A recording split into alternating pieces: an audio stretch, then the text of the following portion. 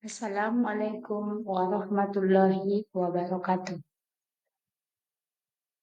Salam guru penggerak. Saya Fitriyanti Nasution SPD, guru SMK Negeri 1 Pertiwi, CGP Angkatan 11, tahun 2024. Akan menyampaikan video aksi nyata saya modul 1.4 budaya positif. Perkenalkan,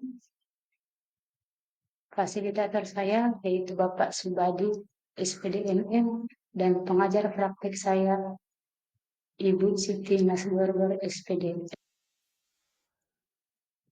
Berikut rancangan tindak lanjut saya. Yang pertama adalah latar belakang. Bahwa konsep budaya positif belum dipahami oleh seluruh guru dan warga sekolah, sehingga perlu tercipta lingkungan yang positif bagi murid. Maka perlu adanya sosialisasi dan kolaborasi dengan seluruh murid, guru, dan warga sekolah. Tujuannya adalah meningkatkan pemahaman warga sekolah tentang budaya positif. Yang kedua, membentuk motivasi intrinsik melalui pembuatan keyakinan kelas.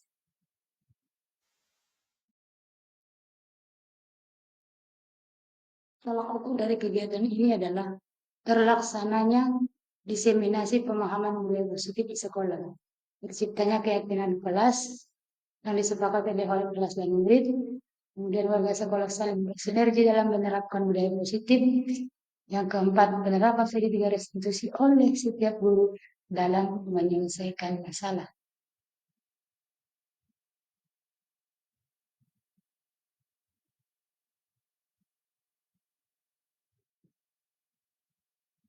Adapun lini masanya adalah berkoordinasi dengan kepala sekolah dan wali kelas, melakukan diseminasi konsep budaya positif, menyusun keyakinan kelas, dan menempelnya di dinding kelas. Dukungan yang saya butuhkan adalah dukungan dari kepala sekolah, sejawat, wali kelas, murid, sarana prasarana untuk membuat keyakinan kelas dan menempelnya di dinding. Dukungan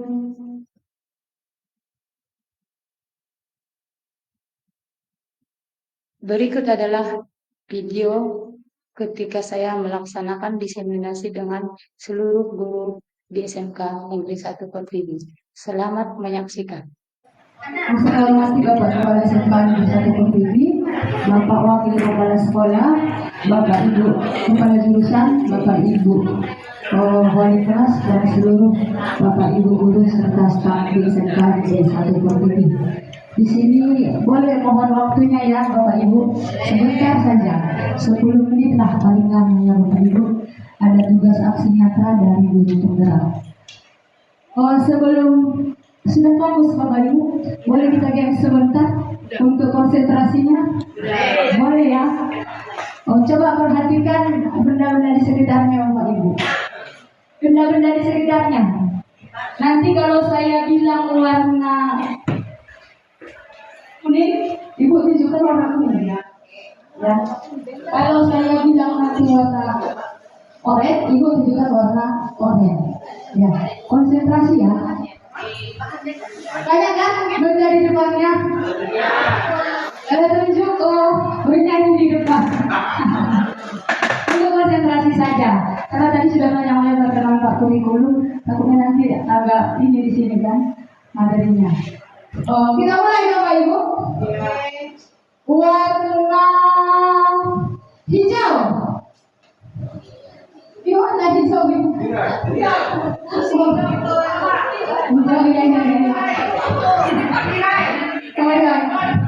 Ada yang boleh juga hijau sama oranye yang boleh ya.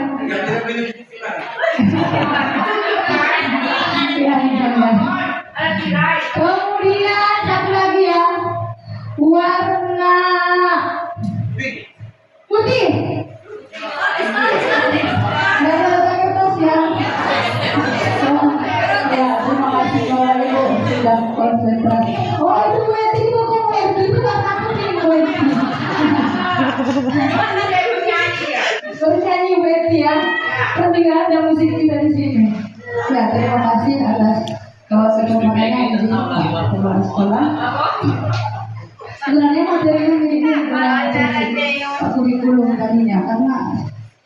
programnya juga sama.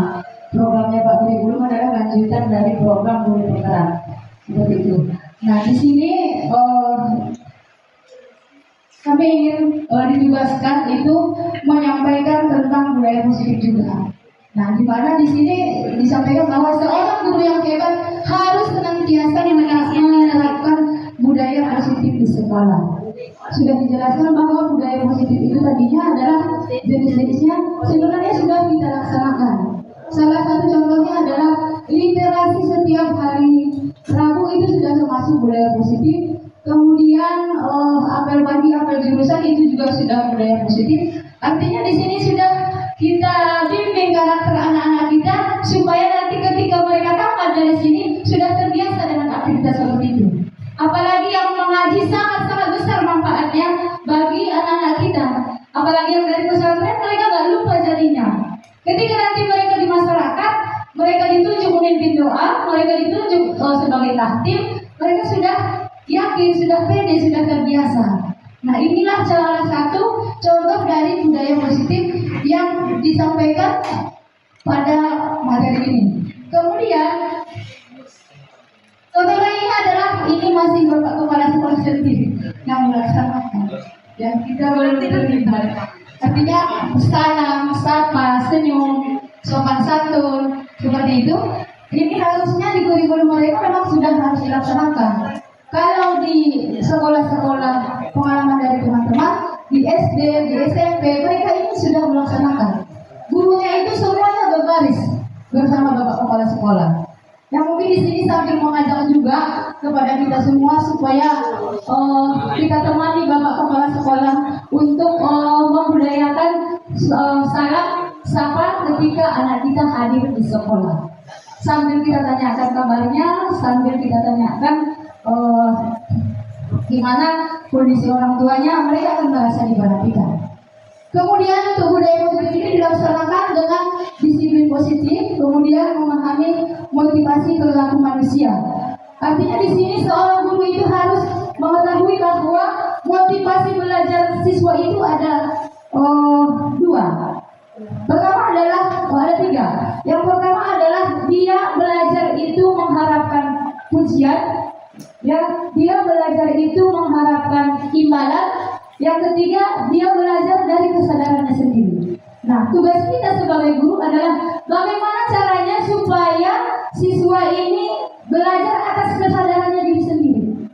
Bukan karena mengharap nanti supaya kalau saya nanti dapat menyelesaikan tugas nanti saya dikasih duit bukan seperti itu. Itu motivasi yang menghukum. Nanti ketika tidak ada motivasi itu, tidak ada hadiah itu, dia motivasinya down. Dia tak semangat lagi belajar. Jadi tugas kita sebagai guru adalah membangkitkan motivasi internal dari dalam dirinya, bahwa dia termotivasi untuk belajar sepanjang hayat. Dan kemudian memahami 5 kebutuhan dasar manusia. Anak-anak kita ini, mereka kadang nakal. Ternyata mereka adalah 5 kebutuhan dasar manusia ini adalah mereka butuh pengakuan, mereka butuh pengertian, mereka butuh kasih sayang, mereka butuh ada dia karakternya sebagai pemimpin. Jadi kerjaannya di kelas itu sikit-sikit mau mengganggu kawannya aja, karena memang dia karakternya ingin pemimpin. Jadi ketika teman-temannya itu nggak bisa dipimpin sama dia, disitulah dia bikin rusuh. Nah, di sini memang harus kita pahami 5 kebutuhan dasar murid kita. Yang mana yang mau dipenuhinya ketika dia berbuat salah? Kadang dia cari-cari perhatian. Ternyata dia yang ingin dipenuhinya adalah dia kurang Sebagai contoh kemarin itu ada seorang murid dia nggak dikawan oleh kawan-kawan di kelas gitu. Gimana lah caranya ya supaya saya itu punya kawan gitu. Jadi dikasihnya lah ide sama kawan-kawan. Yuk, kalian mau nggak nanti kalau tidak datang saya permisi sampai 5 kali ya, katanya seperti itu. 5 kali lah dia permisi mau kemana? Kenapa? Mau sakit perut bu? Permisi lagi. Kenapa sakit perutnya? Permisi lagi, sakit perutnya. Ternyata ia ingin bikin lucu sama kawannya supaya kawannya perhatian sama dia. Setelah ditelusuri, nah inilah yang harus kita berikan perhatian kepada anak kita ini, berikan juga ke kawan-kawannya supaya dia punya kawan. Nah kemudian itulah yang harus kita pahami juga. Kalau kita tahu kebutuhan dasar murid kita, insya Allah mudah kita arahkan. Cuma kadang kita lebih cepat emosi daripada memikirkan apa sebenarnya yang dia butuhkan. Iya kan? Karena di rumah seperti yang disampaikan Pak Ibu tadi dapat perhatian. Anak-anak ini ketika ditanya kabar saja sudah senangnya minta ampun. Kemarin coba saya praktikkan di 11 TF. Gimana kantongnya sehat? Sehat Bu, masih tebal? Masih Bu. Perasaannya gimana? Bahagia Bu, tidak bahagia mana? Nah mereka bisa diajak tertawa seperti itu. Sebelum belajar kita berikan dulu kesenangan bagi mereka. Kemudian posisi kontrol harus menjadi manajer. Jadi posisi kontrol guru itu adalah ada 5 juga. Yang pertama adalah sebagai pembuat merasa bersalah. Yang kedua adalah sebagai pemantau. Yang ketiga sebagai teman. Yang keempat yang keempat adalah sebagai manajer. Sudah berapa sudah ini? Itu dia untuk seharusnya kita posisi kontrol kita itu yang terbaik adalah manajer. Artinya manajer itu bisa mengelola murid kita. Kalau pembuat merasa bersalah ketika anak kita berbuat salah, memang kok bakumak. Ini aja merasa bersalah. Ya. Kadang-kadang kita bilang lagi, memang menggorong-gori kelas dia mintanya dong. Mau saja gitu. Tapi kalau misalkan sebagai pemantau kita lihat aja, nggak peduli kita mau gimana dia itu terserah dia. Kalau teman kita masih kasih perhatian, gimana nak belajarnya? Tapi tanpa kita memberikan solusi atas masalahnya. Tapi ketika posisi kita sebagai manajer adalah ketika anak itu bermasalah, kita panggil dia, tetap 4 mata. Kita panggil, kemudian kita tanyakan, kenapa Mang? Apa nggak hadir? Ya ibu juga dulu seperti itu. Ibu juga polos, tapi ibu merasa nggak ada gunanya, jadi ibu berubah. Kita posisikan dulu dia itu ke kita, supaya orang di saja orang buat salah, gitu dia. Jadi dia nyaman dengan dirinya dan mau terbuka dengan kita.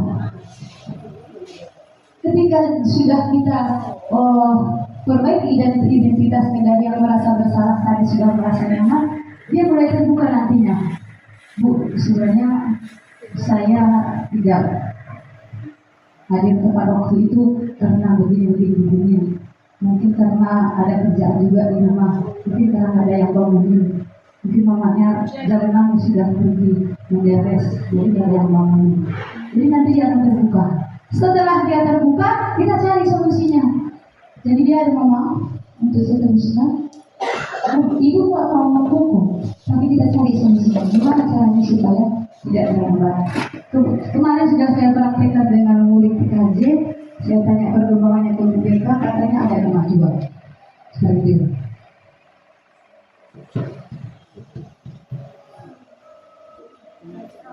Kemudian ada membuat keyakinan kelas.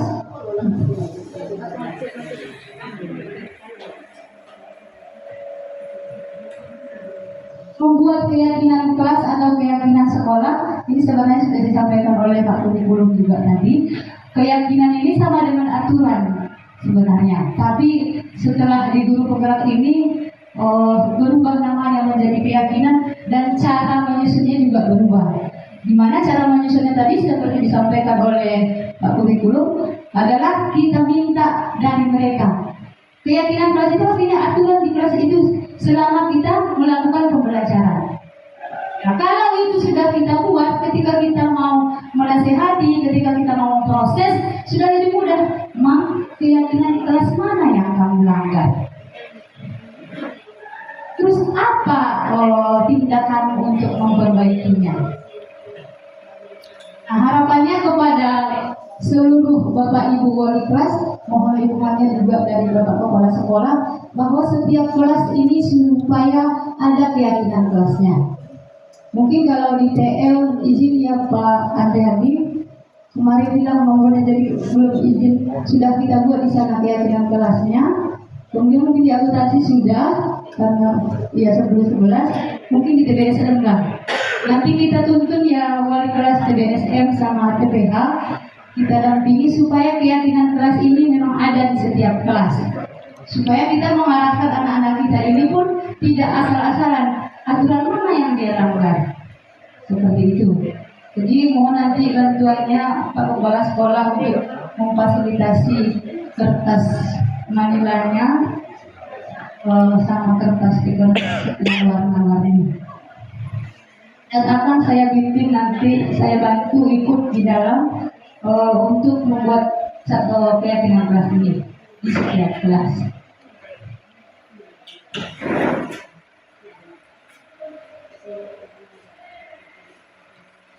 Ini untuk keyakinan sekolah atau kelas.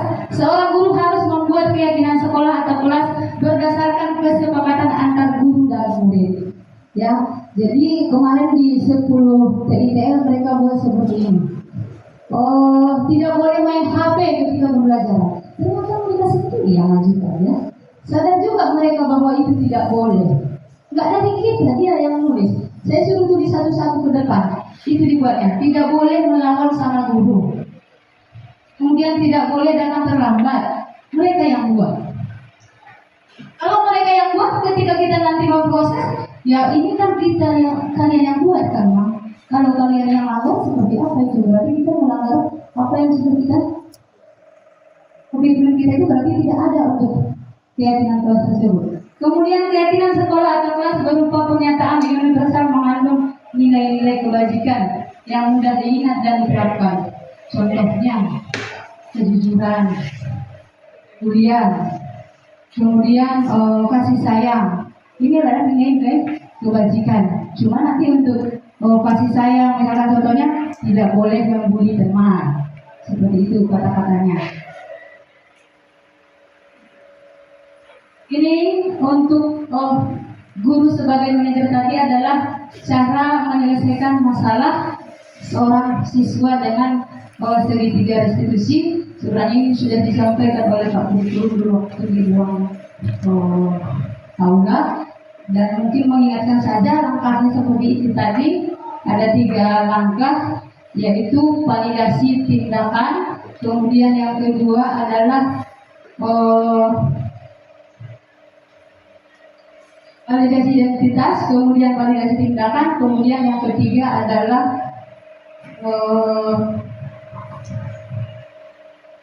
menanyakan keyakinan kelas. Validasi identitas maksudnya tadi adalah supaya dia nyaman dengan kita. Tadi kita bilang, kenapa mau, kenapa nggak sekolah, masa di kelas. Ya itu juga dulu waktu saya tahu gitu. Lalu masuk dan minta pulang, pulang ya. Itu juga gitu. Rasakan apa yang kalian rasakan? Ya Bu, di kelas bosan Bu, ngantuk katanya. Jadi maunya seperti apa? Baik, menurut kamu, kalau kita tidur di kelas, kalau dia bilang tidak, kalau tidak, jadi bagaimana tindakan kamu selanjutnya? Kalau tidur lagi, seperti apa konsekuensinya? Mungkin itu saja Bapak Ibu yang bisa kami sampaikan. Terima kasih atas waktunya, terima kasih atas kesempatan yang diberikan kepada kita. Saya sudahi, mohon maaf apabila ada kata-kata yang kurang berkenan di hati Bapak Ibu. Saya cukupkan. Wassalamualaikum warahmatullahi wabarakatuh.